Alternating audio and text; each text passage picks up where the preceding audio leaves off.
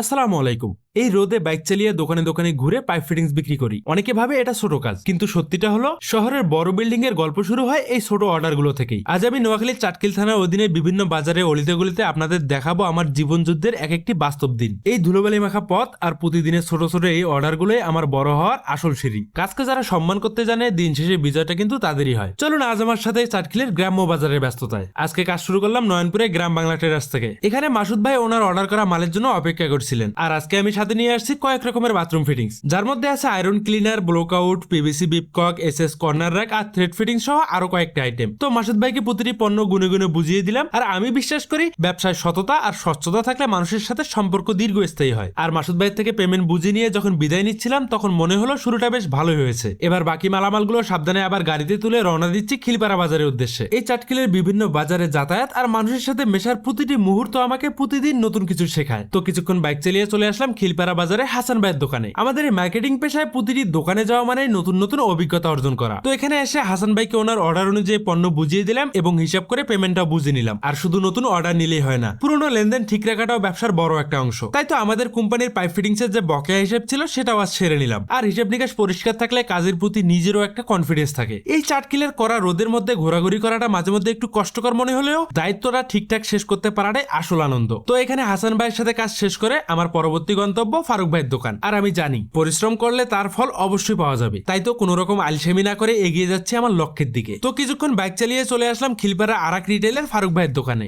দিন শেষে পণ্য ডেলিভারিটা দেওয়ার আনন্দই আলাদা। তো ফারুক ভাইয়ের দোকানে এসে ওনাকে ওনার অর্ডার করা মালামালগুলো বুঝিয়ে দিলাম এবং পেমেন্টটাও সেরে নিলাম। আর এখানে এই ফারুক ভাইয়ের সাথে কিছুক্ষণ ব্যবসায়িক আলাপ আলোচনা সেরে আজকের মতো এখানেই কাজ শেষ করব। অনেকে হয়তো এই কাজটাকে শুধু পণ্য বিক্রি হিসেবে দেখে, কিন্তু আমার কাছে এটা একটা বড় সুযোগ। আমি বিশ্বাস করি মাঠ পর্যায়ের এই কঠোর পরিশ্রমে আমাকে ভবিষ্যতে ব্যবসাটা ঠিকঠাক ভাবে বুঝতে আর বড় হতে সাহায্য করবে। আর দিন শেষে যখন বাসার পথ ধরি, তখন নিজের উপর একটা বিশাল আত্মতৃপ্তি কাজ করে। অতিরঞ্জিত কোনো ফাঁকা স্বপ্ন নয়, বরং প্রতিদিনের এই ছোট ছোট ধাপগুলো একদিন আমাকে আমার লক্ষ্যে পৌঁছে দিবে। নিজের কাজের প্রতি শতভাগ সততা থাকলে ইনশাআল্লাহ সফলতা আসবেই। সবাই ভালো থাকবেন। আল্লাহ হাফেজ।